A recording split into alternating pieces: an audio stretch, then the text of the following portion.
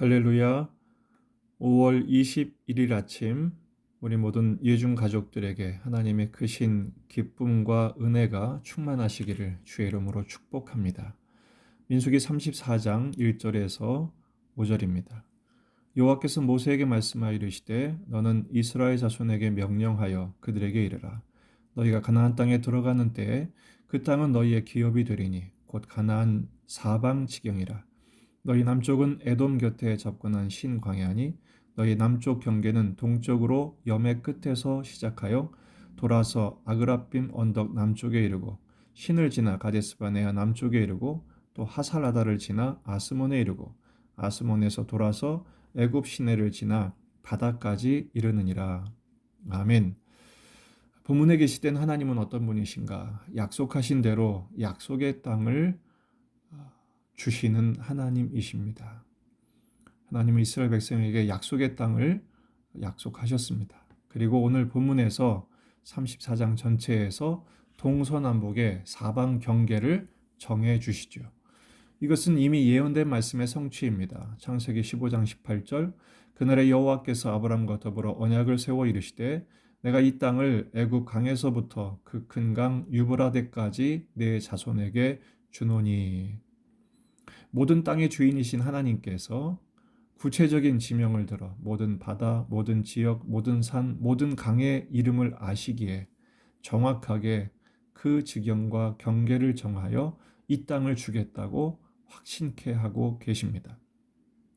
왜 하나님께서는 온 땅의 주인이신 하나님께서는 이스라엘 백성에게만 이 땅을 주시겠다고 말씀하실까요?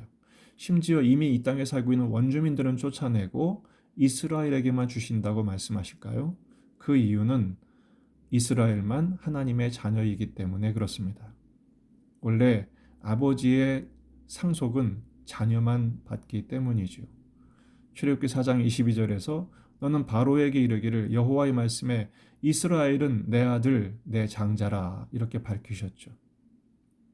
그래서 하나님께서 자녀 삼으신 이스라엘에게 바로 아버지의 유산인 이 땅을 상속할 기업으로 나누어 주시는 것입니다. 약속대로 주시는 하나님이시죠. 그러면 오늘 본문에 이 가나안 땅의 사방 경계를 통해서 우리에게 주시는 교훈은 무엇인가? 바로 약속의 땅을 소망하라는 것입니다. 지금 보이는 약속의 땅을 말하는 것이 아닙니다.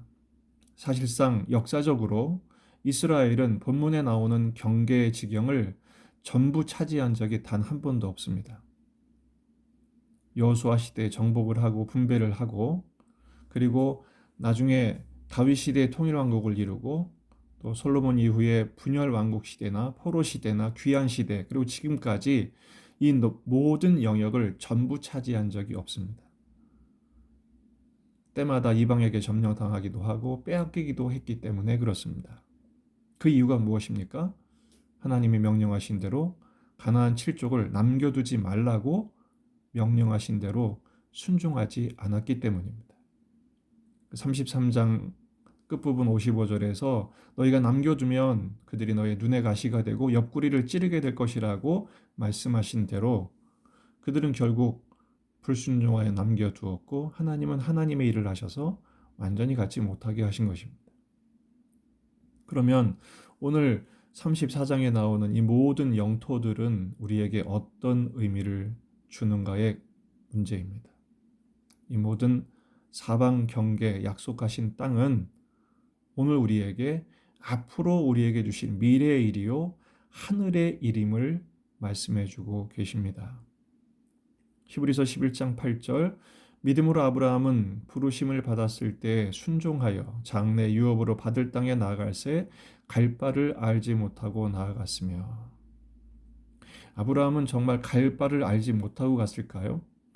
제가 성기순례할 때 가장 많이 놀랐던 게 뭐냐면 가이드 하시는 분들이 아브라함은 그 동네를 다 알았대요. 그 지역을 해박하게 그 지역에 대한 지식을 이미 갖고 있었다는 것입니다. 그런데 히브리서에서는 갈 바를 알지 못하고 나갔다고 고백합니다. 그 이유가 뭡니까? 이 땅에 대한 문제가 아닙니다.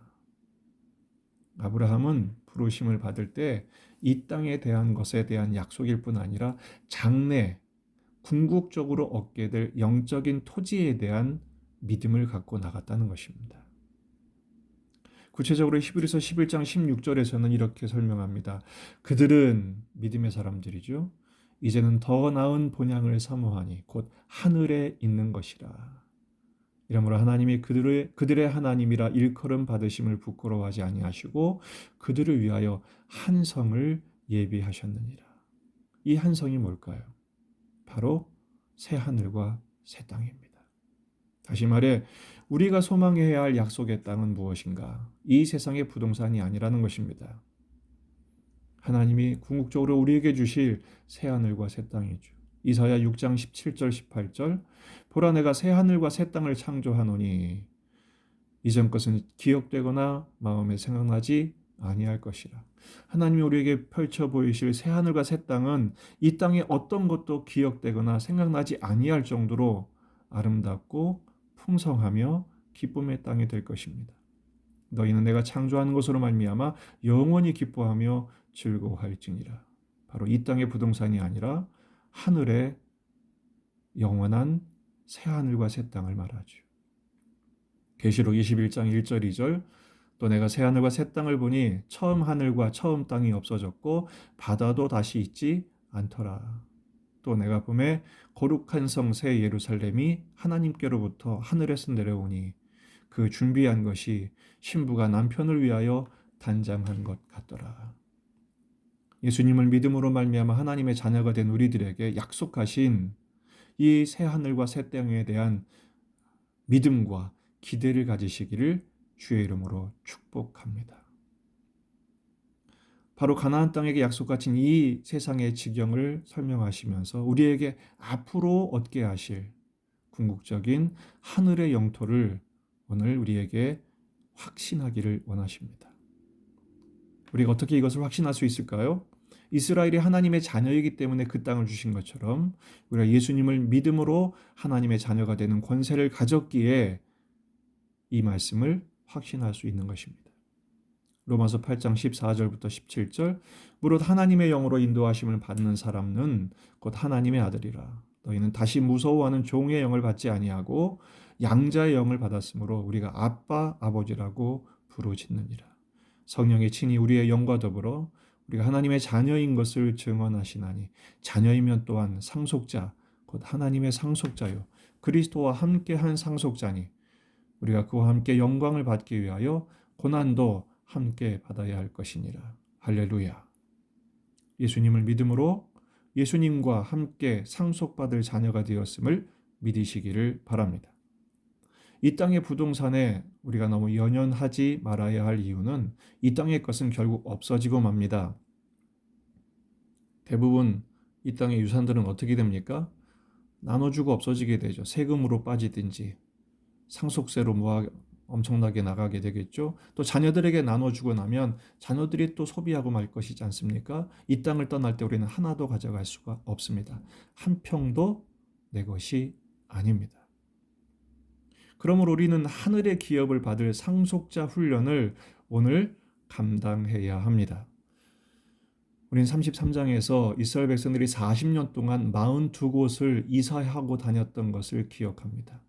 1년에 평균 1년에 한 번 이상 이사한 것이죠. 광야의 연단이었습니다. 왜 그렇게 하셨습니까? 약속의 땅에 소망을 두라는 것입니다. 족장들에게도 집을 짓지 못하게 하셨습니다. 장막에 거하게 하셨습니다. 나그네 된 인생임을 깨닫게 하시기 위함입니다. 이스라엘 백성들이 가나안 땅에 들어가서도 그 땅이 종착지라고 생각했기 때문에 그들은 빼앗기고 만 것입니다. 이 땅에서도 그들은 여전히 하늘을 바라보며 살아야 했습니다. 그래서 초막절을 지킨 것이죠. 우리도 마찬가지입니다.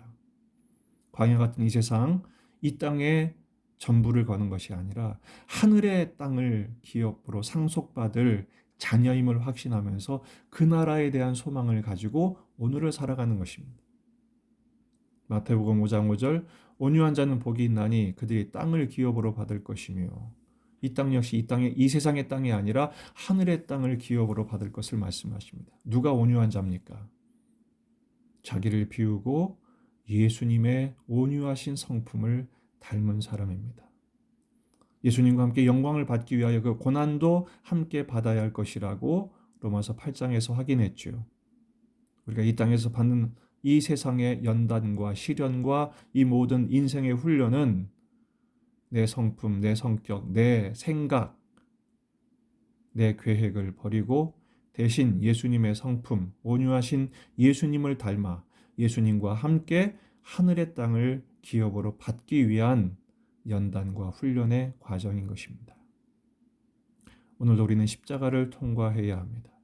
최후 승리 얻기까지 주의 십자가 사랑하리라는 찬양이 있듯이 이 믿음을 가지고 하늘의 땅을 바라보며 종말의 삶을 추구하며 한 걸음씩 한 걸음씩 오늘의 삶을 걸어갈 때 우리 주님께서 함께 하셔서 우리를 변화시키시고 우리를 복되게 하시고 하늘의 풍성한 날을 기대할 뿐 아니라 누릴 수 있도록 하늘의 기쁨의 삶, 주님과 동행하는 교제의 삶 동역하시고 은혜 주시고 지혜 주셔서 오늘을 감당케 하시는 놀라운 은총을 맛보는 오늘이 될 것입니다. 이 놀라운 하나님의 축복과 은혜를 누리시는 복된 한 날이 되시기를 주의 이름으로 축복합니다.